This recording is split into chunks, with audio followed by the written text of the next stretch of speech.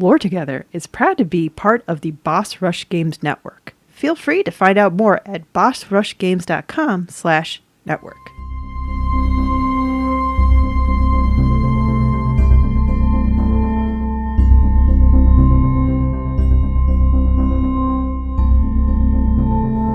Hi, I'm Safi. And I'm Mystic. And this is Lore Together. This is the podcast where a husband and wife team go over all the storytelling, world building, and characters of video games. Because it's what we like to do together. We lore together. Yep, and this is episode 133. Hey, we hope we're offering a nice reprieve to the crazy, crazy world we live in these days. Yep. Before we get into our reprieve, though, if you'd like to contact us, you can do that many different ways. Instagram, Blue Sky, Mastodon, Reddit, YouTube, Steam, and Discord, all in the description down below. Mm-hmm. Or you can contact us via email at loretogether@gmail.com. Also, you can check out our website at loretogether.com. Yep. And if you support the podcast, and we hope you do, you can do that in two different ways. First is by thumbs up, 5 stars, wherever you're listening, whatever it is, we appreciate it. The other way is through Patreon at patreon.com/loretogether. We can pay a per episode pledge to get early access to the episodes, exclusive access to some Let's Plays, voting rights for other Let's Plays, including Safi's Cozy Gaming and our Mass Effect 2 and future public Let's Plays. Yes. You also get a free copy of Safi's latest book, Mother Revolution. If you want to read a story about a single mother who stumbles upon the shackles of a race that are crafted in code and decides on what the next best course of action for her, even though she's on the run from the law, you might like it. So hopefully everybody who's gotten a chance to start cracking it open has enjoyed it. And reviews on my book would be appreciated as well if you are able to. But otherwise, it's now time for us to talk about the episode today, which is all about books. Are we doing more Myst? Yes. Oh my gosh. I honestly did not expect it. It feels like we did Myst not too long ago. So there's definitely been a long gap sometimes between our Myst episodes. Yeah.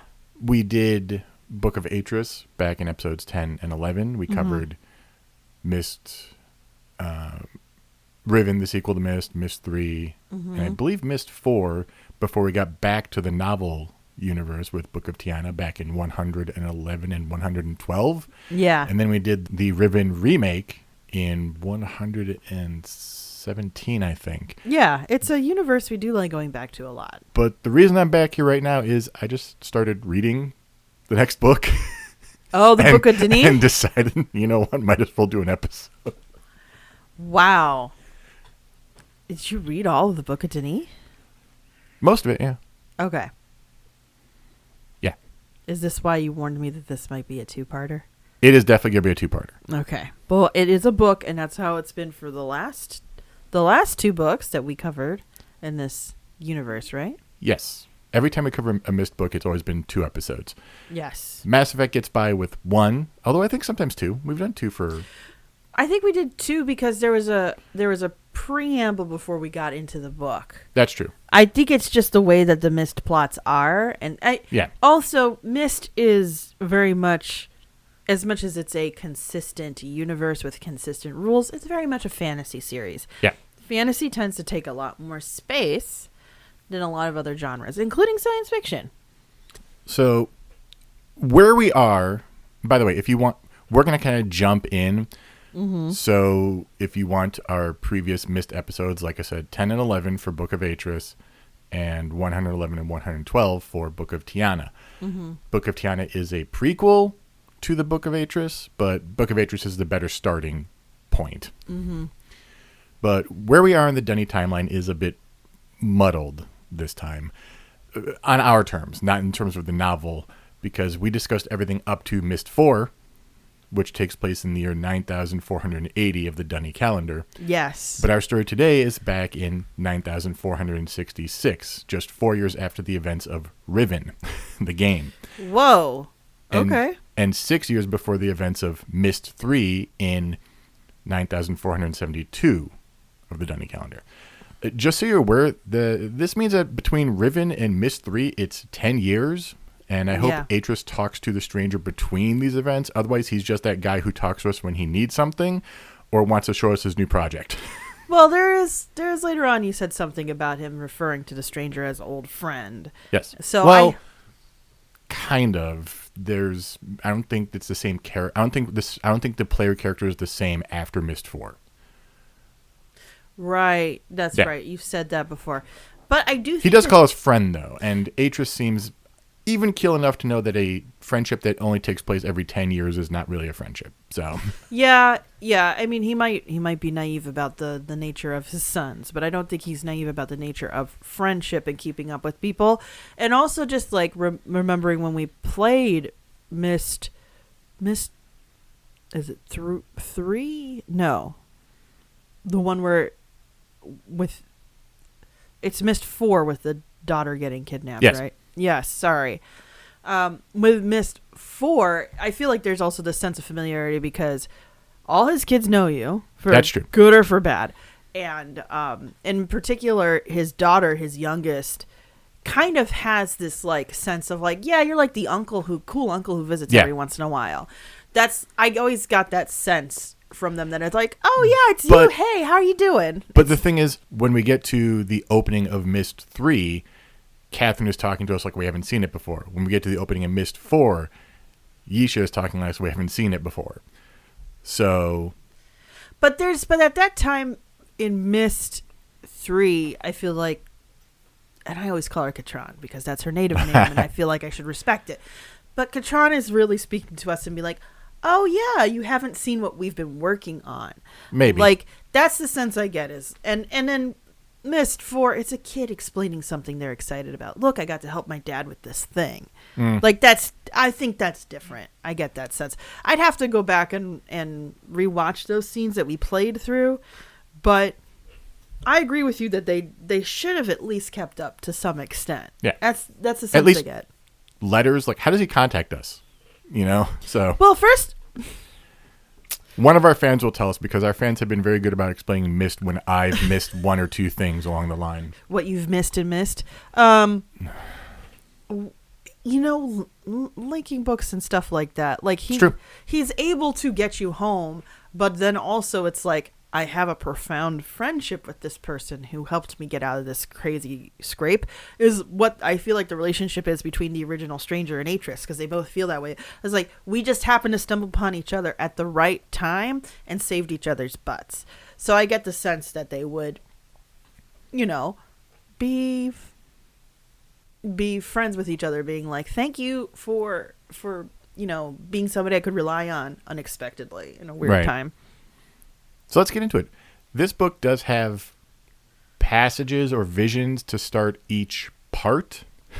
So we're going to start with the prologue, which has the passage, "A seabird calls. The unknown one stands at the rail. Peace. The circle closed. The last word written." And it's attributed from the Karok Jema verses 13,245 to 46, which is a lot of verses. Okay. 70 years after the fall of Dani, as we learned in the Book of Tiana, and 40 years since Atris was locked in his room on Kavir back in the Book of Atris, noises echo through the Dani cavern from the island of Kavir. Metal on rock and loud drills. Atris is here once again with 40 men, all of them in protective suits. They work on breaking down the collapsed ceiling and cut a path to the door that Atris had tried to clear so very long ago. In fact, if you remember, Atris was the one who caused the cave-in. Yes, I thought it was like, Kavir sounds familiar. Yes. They finally reach the door. One of Atris' companions, Iris, Irras, is worried about other inhabitants of Dani and whether they should arm themselves. Atris says that anyone there will befriend, drawn back to Dani as he has been. Finally, the door is open, and Atris walks back into a quarter he hasn't been in decades. Part 1. Rivers of fire, even the rocks burn. An island rises from the sea. Dark magic in an errant phrase. The people bow to the Lord of Error. From the Ejema Tarak, verses 328 to 31. Okay. So there's a holy text being quoted from within the universe at the beginning of each chapter? Not quite. We'll learn about that next episode, actually. Oh, great. Okay. But if you actually pay attention to your Myst lore, you can make some summations about what these are actually referencing. Okay. All right. Atreus has continued to write ages, and one of his new ones is Averone. I think that's how that's pronounced. Averone? Averone? Averone. That Yeah. sounds about right to me, but I'd be happily corrected. Yeah. Give you one guess what type of world this is. So it's an island surrounded by water. A series of islands, but yes. Oh, okay. Like an art. What could we call it? More like a main island and then smaller outlying. An islands. archipelago? Is that what we're talking about here? I don't believe... It's not like a chain. Okay. So, all right. We opened with Mirram. One of the youths here standing on the shore near the seabirds looking back over the island. She has been happy here her whole childhood. This one island, its 6 great lodge houses, and the endless sea. Mm-hmm. Now, though, Atreus and Catherine have come and opened her eyes and the eyes of the rest of her people. And it is from Averone Atreus had recruited a crew of young people to help him break through the door of his prison chamber on Kvir, hence the noise. Oh, wow. After they break through, they're all going back, though. Their elders will not allow them to remain with Atreus, despite the fact that they really, really want to. They're very excited to see what's beyond. Yeah, they've seen that the universe exists beyond their small island age, and they want to explore and learn all they can. Mirram is almost hungry for knowledge. Alas, the youngsters can only help Atreus break through. So strong was the elders' decree that Atreus even had to break down his workshops on Averone. Regardless, with their help, Atreus gains access to the cavern and prepares to begin the task of rebuilding and searching for survivors of the fall of Dani. The elders call Atreus and the Averone youths, including Mirram, Iris, and Karad, to a meeting. They must speak before a mistake is made, which Atreus is like, I just gave them these gifts of books, and they're like, no. The elders say that Averone must remain Averone, so the workshops must remain dismantled, but they are not blind to what has happened, nor are they lacking for imagination. And to everyone's surprise and delight, permission is granted for the youths to return to Dani with Atreus and Catherine and assist them in searching for and recovering linking books containing viable ages that make hold survivors. The condition is, though, that they must return 1 month of every 2 to teach what they have learned to the children. Oh, interesting. So Averone will remain Averone, but it will also grow. It will evolve, more Yes. likely, yeah. Catherine easily identifies the hunger for knowledge that Mirram has, as she herself had it. Uh-huh. Atreus and her briefly discuss teaching her to write after the celebration on Averone. Atreus' first lesson on the art is always the same to any of his pupils. The Dani writing doesn't create worlds. Those already exist, created by some other force in the infinite universe. He's basically trying to not be his dad. We have to, yeah, we are not gods. We cannot pretend that we are gods. We are travelers. And I think that's a very distinct differentiation. Like, we are creating a pathway to what is already there. We are not creating it. Yeah.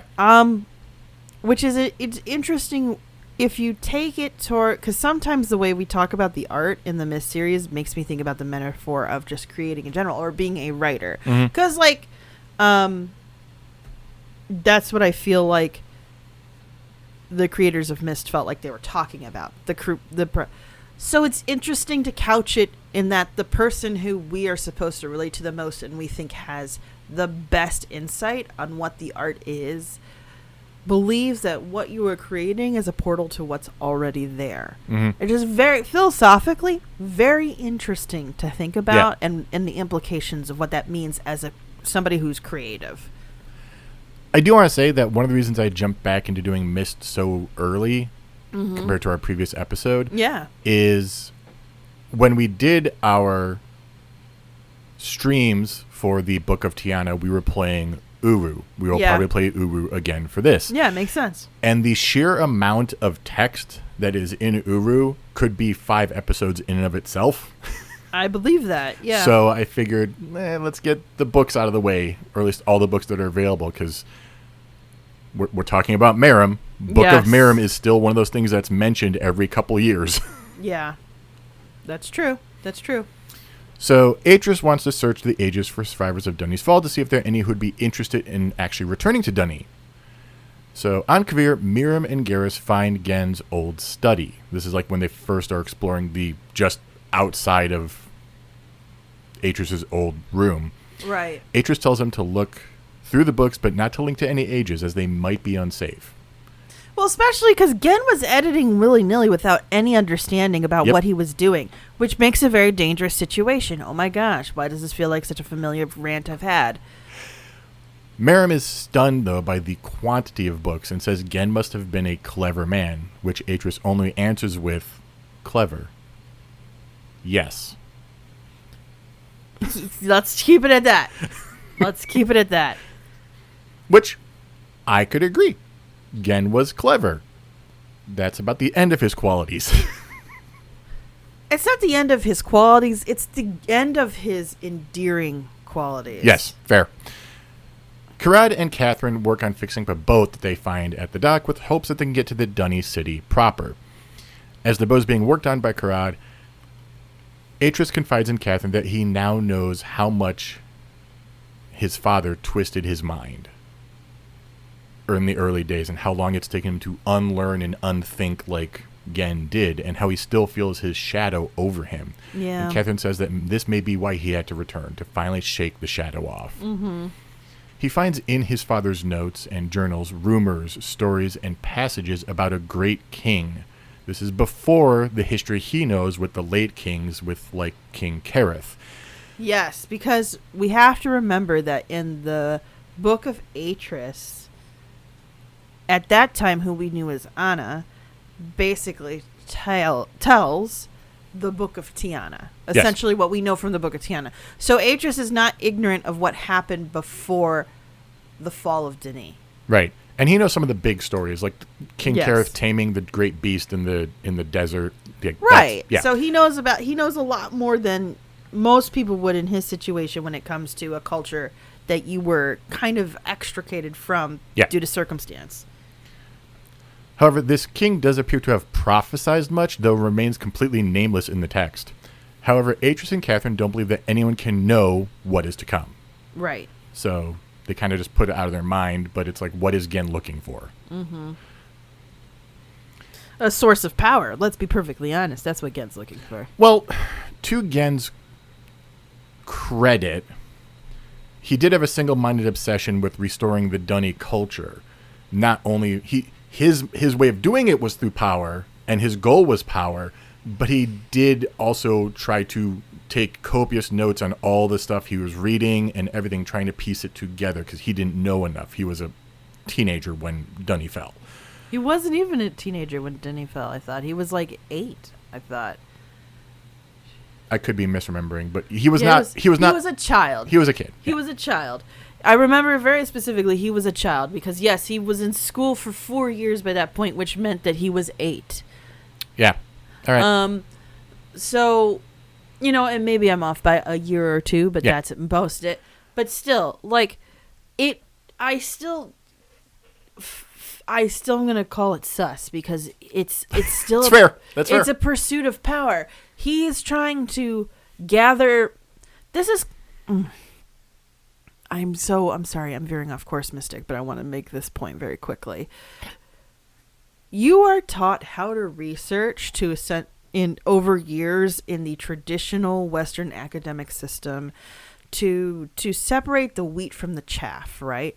It's to verify sources and their authenticity and their alignment with what could be considered true, and then also to see on top of that if the true statements that they share are related to what your quest is at the time. It could be a singular question, or for a lot of essay writing, if people like me went through up through at least undergrad, college, essentially, and even further if you go beyond undergrad, proving a hypothesis within the facts presented and verified within the text. That is a very specific kind of skill. Gen was not trained in this. So he's essentially trying to... It's like trying to figure out how Pokemon work by collecting every card and never finding the rules. I should have just said that in the first place. I'm sorry. I don't know if it's entirely like that. I get the sense that he's trying to piece together a history that just doesn't exist. Or that there isn't enough information to even tease out a hypothesis beyond... this guy existed, but there's no information. So it's like any mention at all is just being kind of dragged in. Yeah, it's even worse than like the guy with the oldest complaint on tablet. I forget the name of the dude who's like, he'll be remembered forever as like the oldest complaint from like, was it Sumerian times? Yeah. I know exactly what you're talking about, but my brain is just blanking on the name. Somebody's gonna know it. Feel free to mention it in comments in our And in I our love Discord. that the meme that's grown up around it and stuff. I'm just blanking on the name because I have so many Dunny names to work with right now. Yeah, so which are exactly. Let's get back to those. And more than Dunny names. Sorry, we've gone on a tangent. After they make their way to the city with this boat, Atris begins to draw detailed maps of the districts to organize the searches. Good, yeah. Mara asks him how many lived in Dunny, which Atris says over 1 million, maybe more. Mm-hmm. And when pressed on if they were all writers, he says no. They were all literate. Yeah. But you had to be a guildsman to write. Yes. And when she hears guildsman, Mirram asks what about the women? And Atris confesses, smiling as he looks at Catherine, that he's only ever heard of 2 women who could write. And of course, we know who those are. Absolutely. If not, you need to listen to our previous episodes, guys. So they set up a work camp in the harbor, which I believe is where we were in Uru. In the harbor. With teams working on ferrying food from the links on Kavir, because Atris and Catherine have their own little world. They have their own, so they're bringing supplies. Yeah, and at this point, Atris probably also knows about the idea of like resource planets. So like if you go to a place where it's like really easy to cultivate food, there you go. Mirram becomes annoyed that they aren't traveling in ages yet, which is fair. Yeah. But essentially, they need to make sure that the ages aren't corrupted, broken, or tampered with by Viavis and Agaris. And she knows the story. Like, she's annoyed, but she understands why. Not Viavis! In fact, many of the books here are still covered with residue from the plague. Oh, gosh. Some with the ghostly palm print of the corpse that was sent through. You know, it dead, like hand palm. That is so ghoulish. Yes. Oh. Atris says that the upper districts might have better ages, being less likely to have been directly assaulted by Viavis and Agaris. Basically, the cloud got up there, but we're not going to waste time hauling bodies all over the place. Right. So Mirram is put to work in the Jaren district where Atris and Tiana used to live. And when we are saying Atris and Tiana, this is Atris spelled with an A-I. Yes. So, which if you haven't listened to the latest episodes, Atris, the one we're following now, is technically named after his grandfather, Atris. With an AI. With an AI instead of just an A. Yeah. Because they were not efficient spellers in the Dinny language. So it is. So in a pristine room in that district, cleared of the plague residue after the fact, they find the Age of Bellaris. And everyone wants to go there immediately, but Atris is cautious, saying that the lack of caution is what caused the fall of Dunny to begin with. Yeah. And a few days to make sure is prudent. Atris takes the book and his work back to his new home in the Age Chromagana. Chromagana. CHROMA''AGANA. I'm going with Chromagana. Myst has too many painful memories tied up in it, so they created a new age that is actually very Myst-like. It's an island in the middle of the ocean. Oh, who didn't see that coming? With a cabin in the woods and a library at the other end, but it doesn't have all the other stuff. Okay.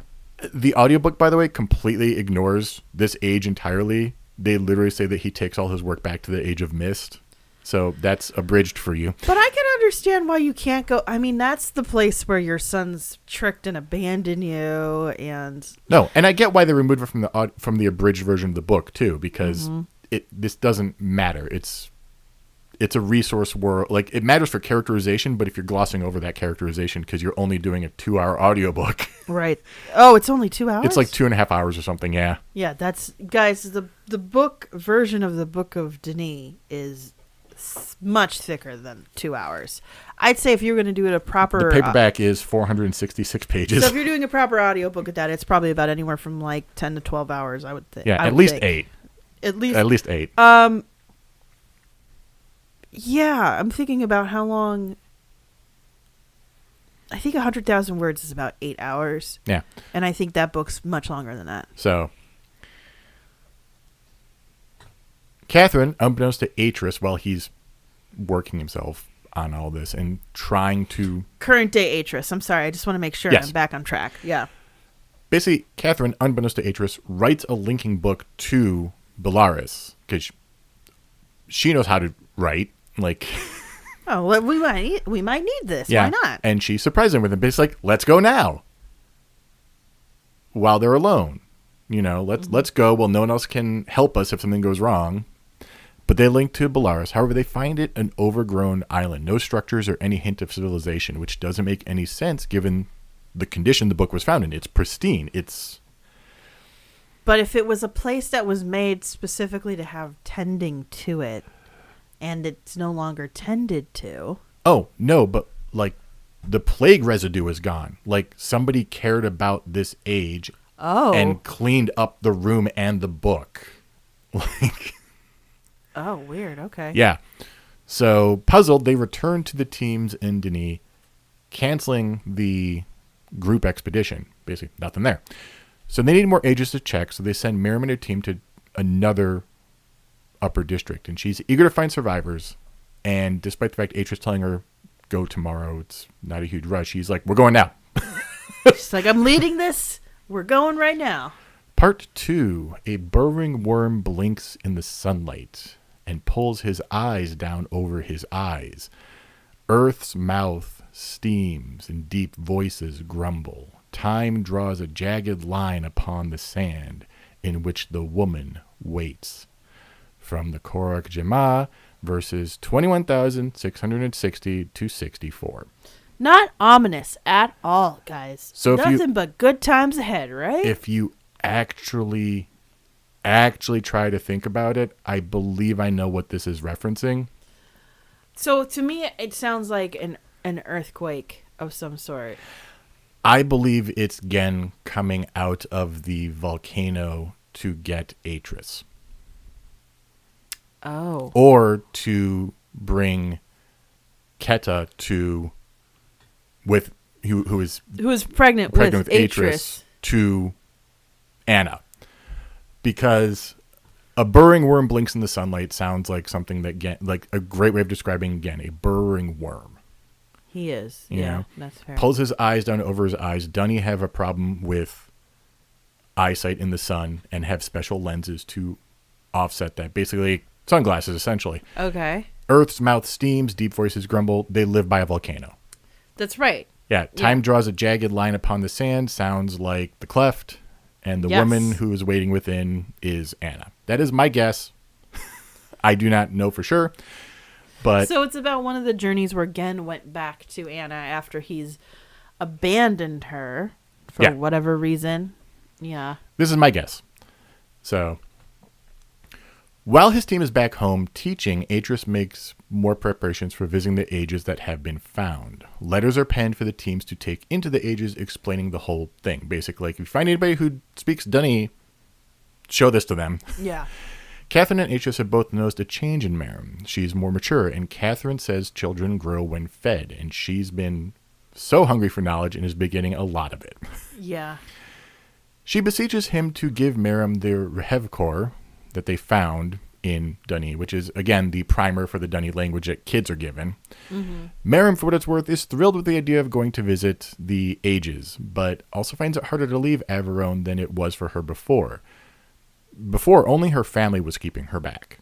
Yeah. You know, now she has taught over 100 children what she has learned.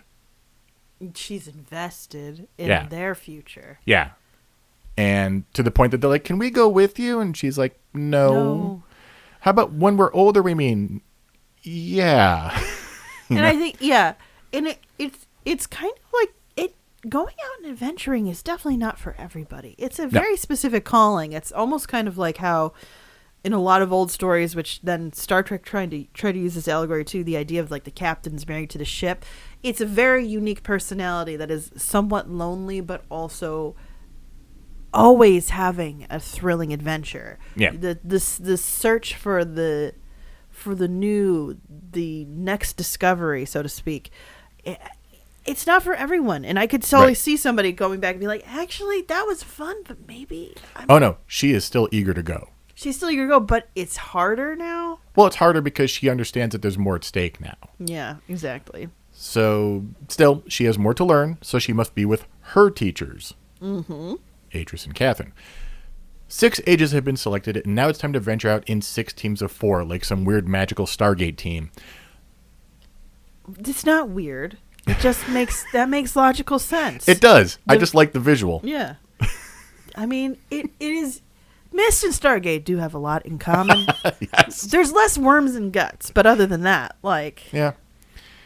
The teams will camp out in the Ages and are outfitted with clothes, food, and those letters that Atris wrote. They don't take weapons, though.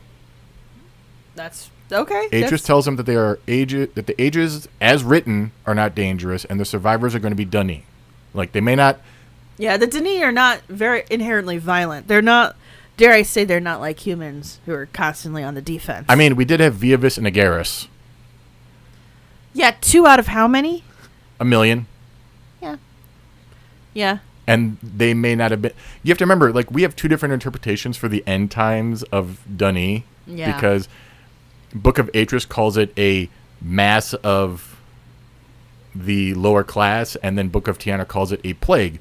Book of Tiana came later, so that retconned it, but clearly Dunny at one point did have a underserved lower class in the creative process. I think, if anything, the plague proved that, though, too. Yeah. Because there were not a lot of people that were in the position, to have their own age to run to. They had to wait in line to link to places that ended up getting plague bodies in them easily, where masses of people were. Yep. If they survived the first wave. Boy, Myst is a dark franchise. Most good fantasies are pretty dark. Just I know, saying. but it's dark in a way you don't expect when you play the games. You know? No, it's always the implications. The implications are dark. Unfortunately, everyone on all of the Ages that they go, like these 6 Ages, are dead. Now, keep in mind, the plague does deteriorate. It's no longer infectious. Right, so, it's been decades. Yeah. Mirram's team finds bodies next to the linking book, and she is literally dealing with finding whole families dead in a village. And she's kind of bothered more than she would have expected, because she's finally realizing how much she herself has risked chasing Atris's dream, in a way. Right. How she's been talked into, essentially. She never... I don't think she ever doubts what she's doing. I think she realizes the end goal is greater than her. But in the meantime, however, she is still risking a lot. Yes. Yeah. Next, they only visit 1 age, which is a larger team of 6, leaving the others behind. This is the age of Aurak. Aurack, which features a dense tropical forest and like 1,000 square miles or more. Like, oh, wow. Huge. And it is so old. Like, Mirram literally talks about walking on mold carpet. Like, it is so much foliage has just been dropped and on this floor of the forest that it's just a soft walk, essentially. And the heat is oppressive Oh, wow. Humid, I'm assuming, because It of is all the tree hot cover. and humid, and it turns out deadly. One of the team, Mir, is taken by a creature into the thick growth. No! What? Now, there will only be 2 teams of 10 or 12, and now they will be armed. Yeah. No, that's fair. It's the first time they're on a planet. I'm saying planet because it's giving sci-fi vibes to me. Again, the Stargate reference. But it's the first time they're in an age where something bad's happened. And so they've been doing this for, dare I say, ages. Oh, jeez. Catherine surmises that the age, which should have been safe given the seal of the maintainers, was used for illegal hunting. Oh, yeah. Basically, when the maintainers came to visit and check, the animals would be nowhere to be found, having been brought there from another unknown age only for the hunts for the upper class or something. So... just this image of, like, Denis on, like, strange horse-like creatures and little dogs chasing She literally them. goes, they're not... The Denis were not warriors or hunters, so this is the perfect place for them to come and hunt Yeah. in a somewhat controlled environment that they've created. Like... I have this image of them, like, doing the spinners that bring out the things to shoot not that far from you. And you're like, yeah, I hunted something. Woo. It's like, yeah, sure you Possibly. We have no idea because it's generations ago at this point. did. Yeah. The next age is odd at first. It's much like Averone, a series of islands. There's a village not far from the cave that they link in from. All good signs. But the village is deserted, though in a peculiar way. It's recently deserted. Things look well kept. Even the beds are made. Oh, no. Is this like a Roanoke situation? Atris decides, let's just camp here and wait to see if anyone returns. No. Don't camp at the site. Camp within sight of it so you don't look like a threatening... Atris accidentally doing a colonizer all the time. I could not imagine. Yeah, this is like Goldilocks and the 3 bears. Why would the bears be cool with her after she's eaten all their food? And No. He's not. They brought their own provisions. They're setting up their camp there, though, instead of...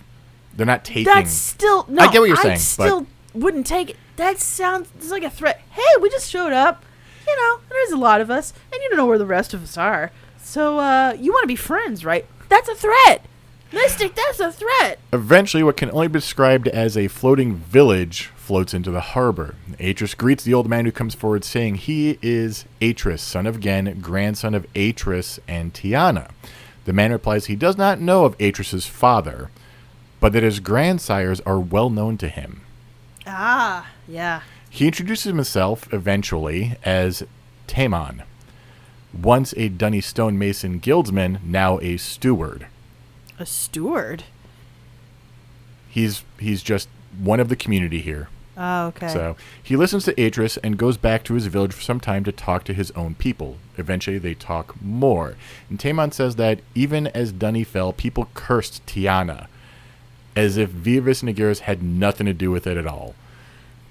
This is the plight of being a woman who's intelligent in the wrong setting. This is just how it is, unfortunately. Taemon, though, doesn't blame Tiana at all, saying she was honest, and anyone who looked at her could tell that she was honest. If you had access to see her and knew who she was, but that was only a privileged few, honestly. Yeah. In time, Taemon and his people will return to Dunny, with Atris being the first to come home. Or so Atris thought. As he links back to Dunny to prep for Taemon and his people, he sees many tents and many people all over milling about and talking. One of them asks if he's Atris and then introduces himself as Oma and his brother Essel. They are from Belarus. Oh my gosh, what? Wait, what happened? Essel and Oma are historians. Their father was from the Guild of Archivists, and they have been making some treks back to Dunny for some time. In fact, they saw Atris emerge on Kvir. Oh, wow. When we were in our prologue still. But kept their distance, simply watching, wondering, are these Outworlders, people who are native to an age or something? And even in Belarus, their people have left the main island and built new settlements on the far sides of the minor islands to protect them if someone came through looking to do them harm, because they did suffer through a cataclysm. A huge, deliberate cataclysm, yes. So, due to their self-taught history lessons, they are able to finally provide descriptions on how things were before the fall. Oh, that's good. Finally, Taemon comes back with his people to Dunny. His team are put to work actually building again, since Taemon was a stonemason, and they figure, right, get back to it. So the people living in Dunny now are way too many for a gathering of tents in a harbor. Right, you need to start making a civilization somewhere. So work begins on the old Ink Makers Guild house, turning it into a new living space. As everyone seems to agree, everything is going to be taken one step at a time. That's all you can do. Part 3. Inner and outer meet in a face on a page. Deep lines and ancient eyes mirrored. The door is open. The stranger comes. Black flies the cloud behind the newcomer. Okay, so this is... Extract from Gen's notebook attributed to Garajena. Undated. So this sounds like then the stranger comes to Riven? I do not have an interpretation for that one at this point. Yeah. The Harborfront colony grows to a population of 1,200 inhabitants. Which That's is a pretty decent... Yeah. Yeah. The team searched 12 remaining ages, working out of the Guild of Maintainers laboratory and using special precautions to gauge an age's safety and viability. Most of the ages they have left to search through are lacking the Guild of Maintainers stamp of approval, meaning they haven't been checked for safety. These were either waiting to be checked or are illicit ages. Who knows? But any age was safe harbor to a degree. Mm-hmm. Only one has a stamp, an age called Sedona. But it's an old age. The book is so ancient that Aentress needs help from Essel and Oma to actually translate the Dunny within it. Right. So we know of Sedona. No. I feel like we've heard of Sedona. I mean, I've heard of a planet called Sedna. Like, I've heard the name Sedona in other places too. I was just trying to think of we have not heard of this one. And okay. now you would know if you've heard of this, because I'm going to tell you what happens in a minute. Oh no. Okay.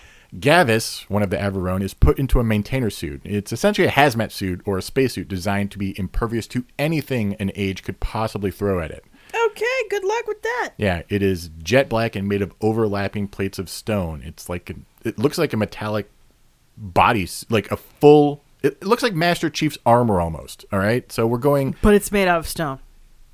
Yeah, so I skipped over this. That kind of rocks. Boo! I skipped over this, actually. There's a point in the book, I don't know if it's before or after this point, but there's a point in the book where Mirram is working stone. Like, she wants to start learning how to work stone. And Nature's like, yeah. She goes, no.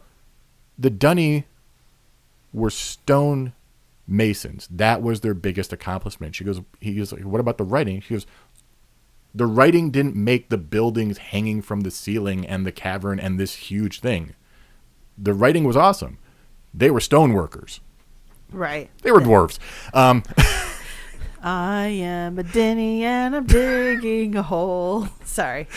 So, yeah. So they do a lot of stuff with stone. In fact, they build this suit works in concert with a chamber that is used to protect the Dunny when they're going through suspect ages. Oh, interesting. And so the Book of Sedona is put into this chamber, and Gavis in the suit is also in the chamber, which is then sealed off. Okay.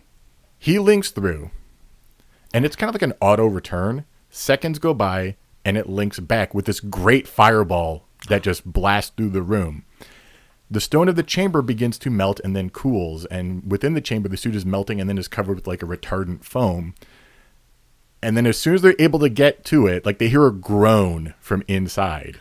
That's really and the scary. suit is all misshapen and like twisted and melting.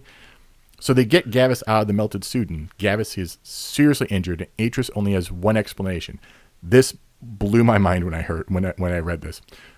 The age is so old that its star has gone supernova. Oh, Gavis stepped into an exploding sun, which is the only way that it could get enough pressure and temperature to melt that suit. There's nothing else they could have done in Atris's view.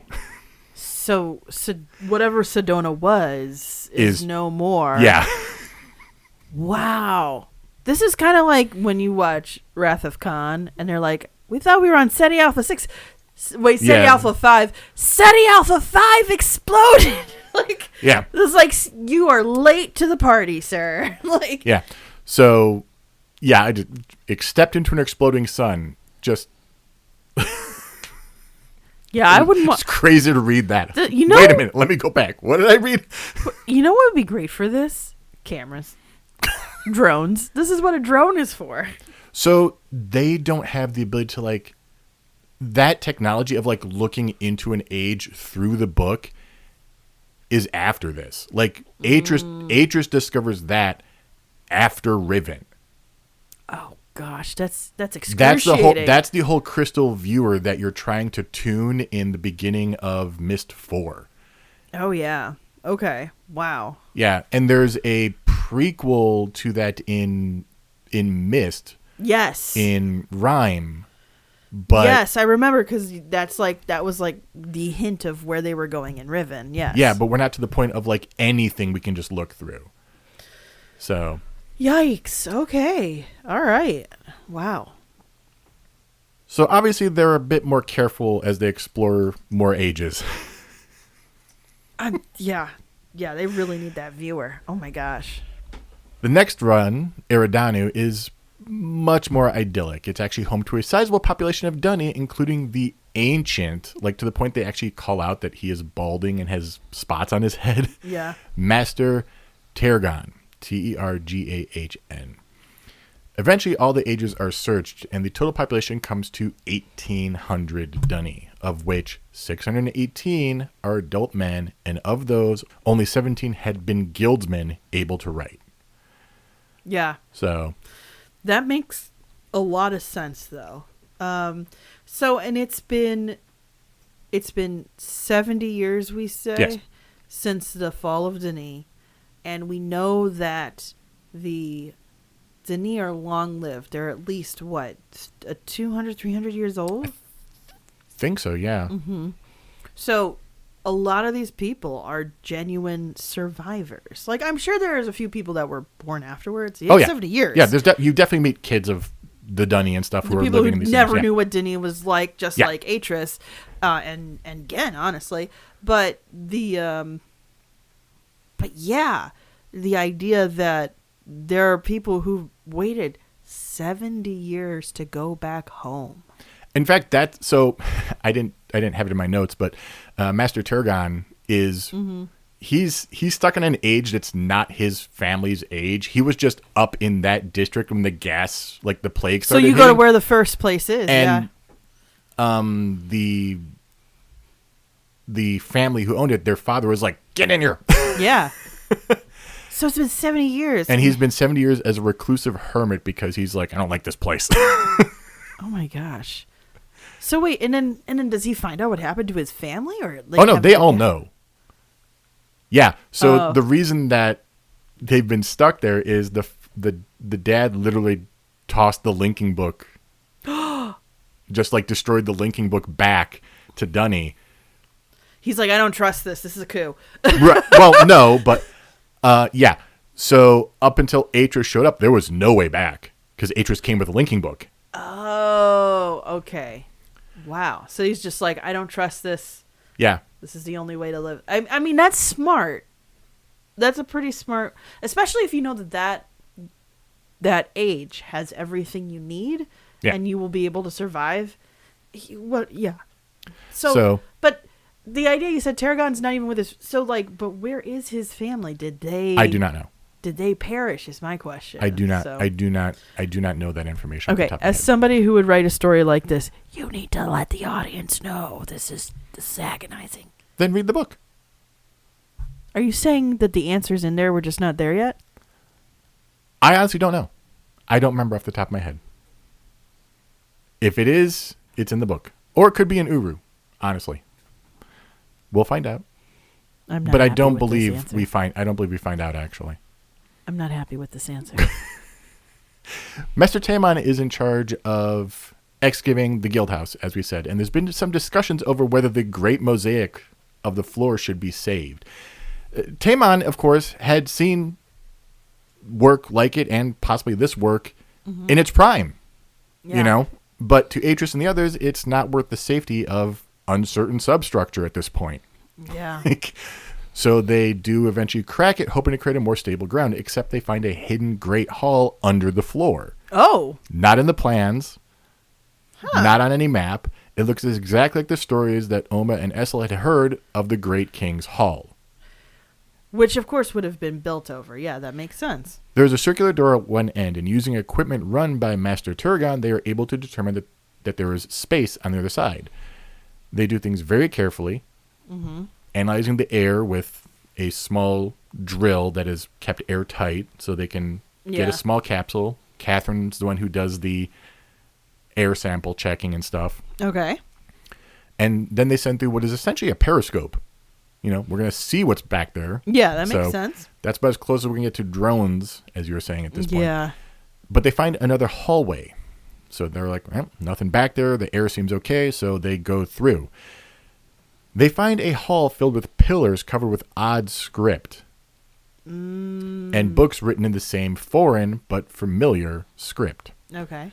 A second chamber contains a massive leather-bound linking book, again in that same odd script. It's not in Dunny. It's close, but not the same. Huh. It's been here thousands of years, untouched and unknown, under the floor of this guild hall. Wow. Tarragon says, burn it. Get rid of it. If their ancestors thought to bury it and secure it behind these barriers, it was for good reason. This is giving, like, Tarragon's giving me, like, Dr. McCoy from the original Star Trek vibes. It's like, I do not trust anything that has not been vetted. Basically, like, they put it down here and covered it and sealed it and everything. We should probably trust their interpretation of this. Yeah, no, like, this needs to be forgotten. Yeah. Sometimes there is some stuff that just needs to be forgotten. Atris agrees.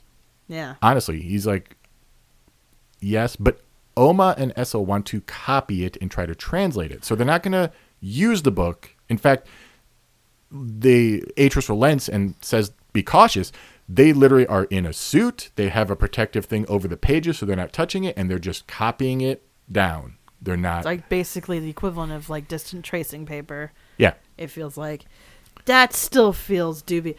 Oh, you know what? I don't want to read an Necronomicon, but if I actually just copy word for word very slowly, there's no way it actually becomes just another copy of the Necronomicon, right? But Omar and Essel start translating and copying and finding it that is very likely early Dunny. In fact, Atris has them bring in Mirram and Iris, who are learning Dunny at this point, thinking that maybe they'll see something with their fresh eyes on the subject compared to the more familiar eyes that might just gloss over something. Yeah, and learning a language when you're older is a very different take than when you're learning it at, like, you learned it from childhood. Yeah. Eventually, Atris goes through the link alone. Wow. He's like, I'm not risking anyone else. And so he goes through, and it leads to another chamber with a sealed door. All right, fine. That door is checked, then breached, and they discover a large empty library with another large circular door, though that one is slightly open. Through it, they can see a ruined temple with stars sparkling through its broken roof. I don't trust this. Part 4. Torn pages curl and brown, the flames fly up. In the flickering light a cry. Who will lift the fallen stones? Who will link the broken chain? From the Korok Jama verses 11,383 to 86. Do you have an interpretation for this one? I want to say it's the library on Myst Island burning, but I could be wrong. Okay. Yeah. The next day, Atris returns with provisions and a team of explorers. The temple is on a plateau surrounded by yet more ruins, gigantic ruins, as if the calamity of Dunny had somehow spilled over. Huh. It didn't. It just has that feel. It has that feel. Yet Merrim and her team come to Atris excited and elated. And after climbing a rock wall, he can see why. Below the plateau, they can see a glorious landscape of cultivated fields and towering cities. And past that landscape, he can just barely see another plateau covered with buildings topped by such a massive building as to dwarf anything the Dunny had ever created. Wow.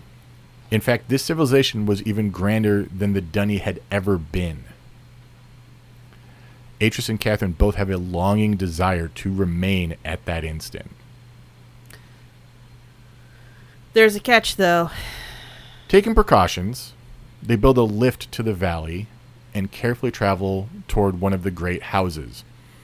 On a canal, they meet Hadre, Hadre, a native who addresses them in a very heavily accented Dunny. He also seems weirdly blind to their presence until they mention that they are from Dunny, though he calls it Rodini. Rodini, okay. R-O''D-N-I. He welcomes them to Terahani. Terahani. T-E-R-A-H-N-E-E. Okay, Terahani.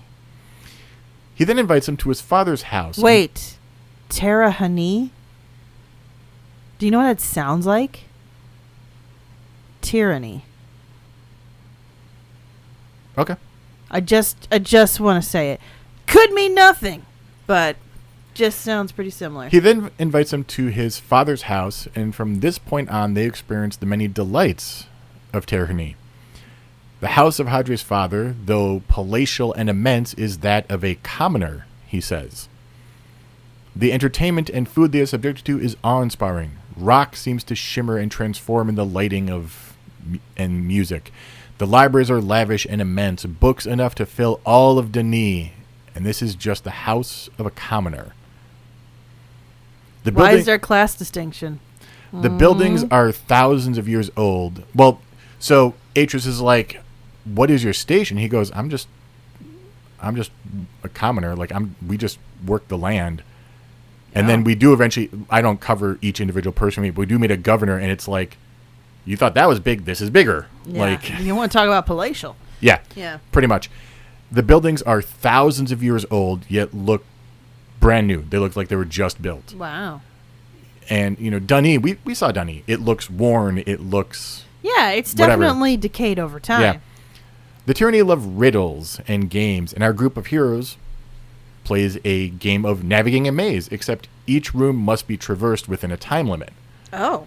And it's not like, you have to, solve a puzzle in the room. It's just which way do you go in the room. Doors can be above you, below you, to the side, and you have to do it. I think they said within 30 seconds you have to make a choice and go.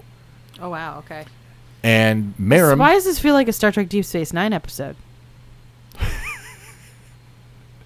Does sound like Move Along Home. Yeah. Marin is the first to complete it, actually. Oh. She Atris, is pretty clever, yeah. Atris is right behind her, though he was one of the last to go in. Figures, though. Yeah.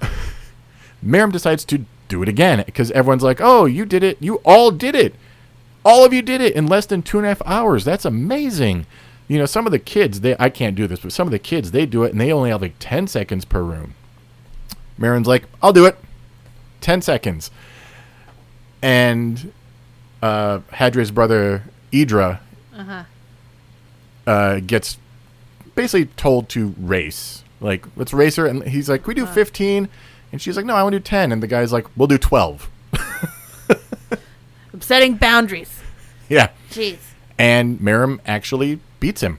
Oh, wow. Barely. Like, she gets the right before him. She's a natural at it, basically. Uh-huh.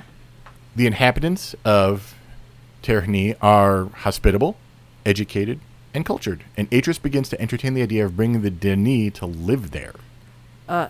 No, it's still, there's something wrong. There's something wrong if it's been isolated this long.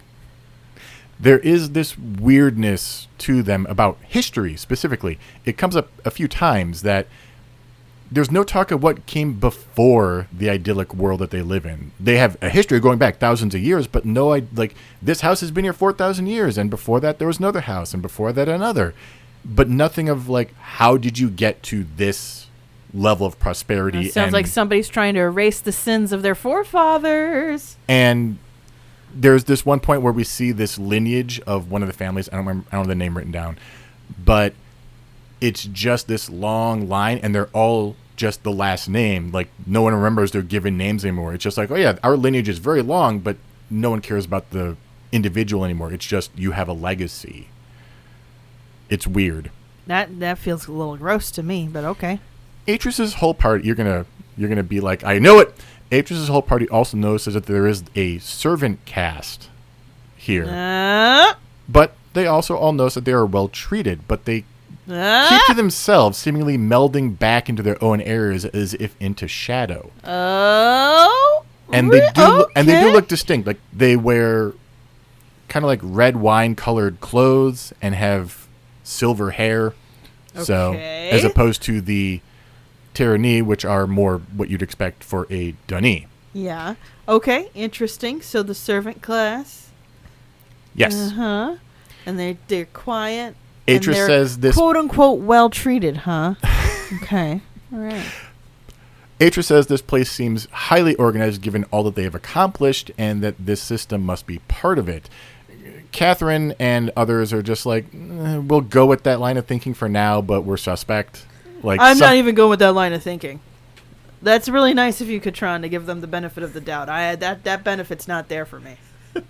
Atris is summoned to meet the king, Rodan, with Idra as their escort. We don't get to the king yet. We'll do that next episode. But he's said to be young, less than 100, because like the Dunny, the Tyranny live long lives, and is also a talented writer. Atris feels that they have much to talk about. This is the thing with Atris. He just gets so excited about the art that reason just kind of like goes away. And then he's like, I get to meet new people. We get to exchange ideas. This is great. Like, he wants to live in this academic's paradise and forget how people manipulate real world systems for their own gain. Yeah, there's been this subtext also of people treat Mirram a little weird. Now, so Mirram also... Does she look different than everybody else, Mystic? A little bit. I could not pick up on anything that makes her markedly different beyond the fact that she is a woman with short hair. Oh, interesting. This is mentioned all the way back at her introduction, too, in part 1. So she has short hair, but, like, we know that Catherine, has longer hair. She's always had longer hair. Well, so Mirram has short hair now, but that's because she's doing a man's job. Like, her people are kind of like the Kunari. Like, you look like your job, you know? Yes. Oh, yeah, that's very true. Yeah. Yeah. So people talk to her differently sometimes. Like, she says a joke during the entertainment or an observation during the entertainment, and everyone stops laughing and scowls at her. But yeah, I haven't finished the book yet. Right. But there is this subtext of people treat Mirram a little different. So, for example, if you read and you look at the previous and current iterations of people who are from Ravane, this is me explaining to you, audience, they do consistently kind of look like people with more like a tawny or like umber skin, and they long dark hair. There is a very specific distinct look of who they are and where they're from, where, you know, so I wouldn't be surprised that if the other ages natives, the ones that do have people, would have, you know, specific looks to them that may be a cause for prejudice by the people of Tirani. I'm sorry, that feels a little on the nose. I'm with you, and I understand. I'm trying to find a description from Mirram, and all I'm finding is the Book of Mirram still coming? The internet does not let that stuff die. I do not know off the top of my head. I do not remember a description beyond the fact that she had long hair and then cut it short eventually. I do not remember a description between those looks. But I think there is definitely going to be a difference between the Averone and the Terhni Yes. people. I don't know if there's any other women amongst their group, because I know there's Mirram, I know there's Catherine, and I don't remember any other ones off the top of my head, but this is Myst. We get 3 or 4 protagonist characters per series. Per book, so Yeah, per book. I'm saying series because it's a series of episodes for us, but you're right, it's per book. Yeah. So like our main heroes in this one are definitely Atris, Catherine, and Mirram. Like, yes. You have other bit players, you have Iris, you have Kada, you have other ones who come and go, but Mirram is definitely the big one. We open with her after all, so. Yeah, the people whose perspective that we care about the most are these people, yeah. If there was a description, I am just blanking on it, but there's something that needs I don't know. It'll be interesting to see what indicates why Mirram is the one that they spy, unless they sense that she's clever enough to subdue into doing something. I don't know. Yeah, there's something that makes her special, and I don't mean special necessarily in a positive notion to those of the how do you say it? Tyranny? I made the tyranny connection and now I'm like I'm mispronouncing now you can't undo it. I can't undo it. Tyranny. There's something about her that the Tyranny are clocking, and I want to know what they're clocking. So anyway, that's where we're going to leave it for this episode. So the ominous thing with the Tyranny. Yeah, no, this is not going to end well, guys. Mark my words. There's a reason why this was sealed up. We should not be like, oh, look at this. We have all these cool people. Maybe we should get to Denis to talk to them. Oh, no, that's a trap. It's a trap. I'm going to be Admiral Akbar all of the next episode. Mystic is looking at me with a smug grin on his face. It's not good. I'm not liking the idea of that there being a Book of Mirram. No. I am. No, I think it might be an interesting, compelling book. But why does she get a book? Did she get betrayed somehow? We'll get there. Thank you. All right. Well, I guess so.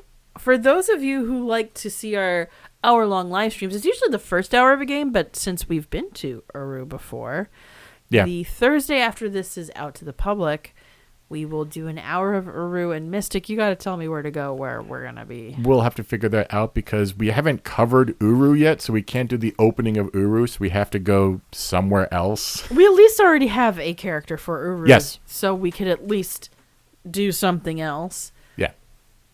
Every other Thursday, when we're not covering a game that we've played, we're doing our live stream of Mass Effect 2, which is a much more straightforward kind of gameplay situation and much more distinctly science fiction. And if you would like to vote for things that we're doing in Mass Effect 2, you should join us on Patreon, patreon.com/loretogether, with all the other perks we mentioned at the beginning of the episode. Thank you guys for listening. Thanks so much for listening. We'll catch you guys next time with part 2. Oh my gosh. Bye.